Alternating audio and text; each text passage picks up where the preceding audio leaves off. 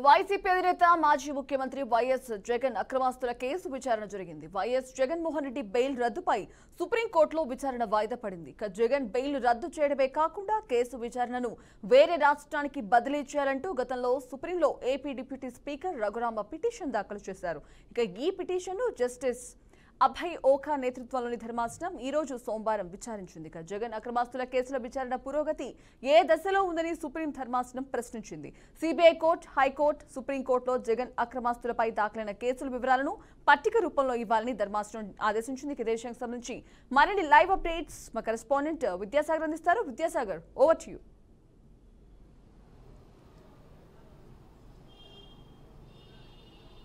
ఆంధ్రప్రదేశ్ మాజీ ముఖ్యమంత్రి వైసీపీ అధినేత వైఎస్ జగన్మోహన్ రెడ్డి సుప్రీంకోర్టులో కేసులు నడుస్తున్న వైఎస్ జగన్మోహన్ రెడ్డిపై ఈ కేసు వ్యవహారంలో ఈరోజు సుప్రీంకోర్టు చాలా కీలక వ్యాఖ్యలు చేసింది. ఎందుకంటే మాజీ గతంలో ఎంపీగా పనిచేసిన రఘురామకృష్ణరాజు ప్రస్తుతం డిప్యూటీ స్పీకర్గా ఉన్నారు. ఈయన గత ప్రభుత్వంలోనే వైసీపీ తరఫున ఎంపీగా పనిచేసేటప్పుడే జగన్మోహన్ రెడ్డి బెయిల్ పిటిషన్ని రద్దు చేయాలి, అలాగే ఎందుకంటే తెలంగాణ సిబిఐ కోర్టులో కేసులు నడుస్తున్నాయి, ఈ తెలంగాణ సిబిఐ కోర్టులో కేసులన్నీ కూడా వేరే రాష్ట్రానికి బదిలీ చేయాలని చెప్పి సుప్రీంకోర్టులో గతంలో పిటిషన్ దాఖలు చేస్తున్నారు. ఈ పిటిషన్ దాఖలు చేసిన దాని మీద ఈరోజు సుప్రీంకోర్టులో వాదోపవాదాలు జరిగాయి. దీనికి సంబంధించి సుప్రీంకోర్టు అయితే పలు కీలక వ్యాఖ్యలు చేసింది. ఎందుకంటే ఈ సుప్రీంకోర్టు కీలక వ్యాఖ్యలు చేసిన క్రమంలోనే అసలు జగన్మోహన్ రెడ్డి పైన ఏ కోర్టులో కేసులు ఉన్నాయి అంటే హైకోర్టులో కేసులు ఉన్నాయి, ఈడీ కోర్టులో కేసులు ఉన్నాయి, అలాగే సిబిఐ కోర్టులో కూడా కేసులు ఉన్నాయి. ఈ ఏ దశల్లో ఉన్నాయి, ఈ కేసులకు సంబంధించి పూర్తి స్థాయిలో ఒక చార్ట్ రూపంలో తనకి అంటే ఈడీకి సంబంధించిన ఈడీ కోర్టులు ఎన్ని కేసులు ఉన్నాయి, అలాగే సిబిఐకి సంబంధించిన సిబిఐ కోర్టులు ఎన్ని ఉన్నాయి, పూర్తి స్థాయిలో ఒక ఛార్జ్ షీట్ రూపంలో తమకి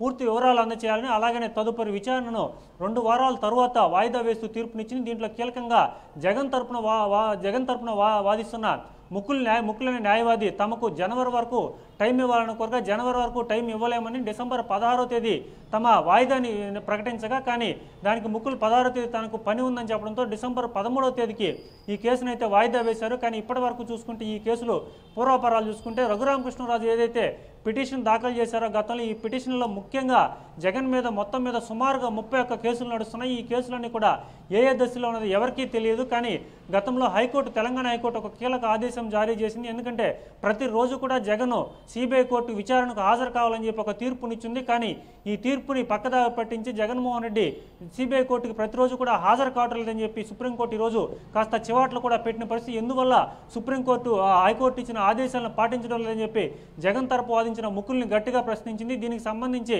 జగన్ తరపు లాయర్ మాట్లాడుతూ ఎందుకంటే ఇప్పటికే దీనికి సంబంధించి డిశ్చార్జ్ పిటిషన్లు కావచ్చు, అలాగే వాయిదా పిటిషన్ల వల్ల కోర్టుకు హాజరు కాలేకపోతున్నామని చెప్పి సమాధానం ఇచ్చారు.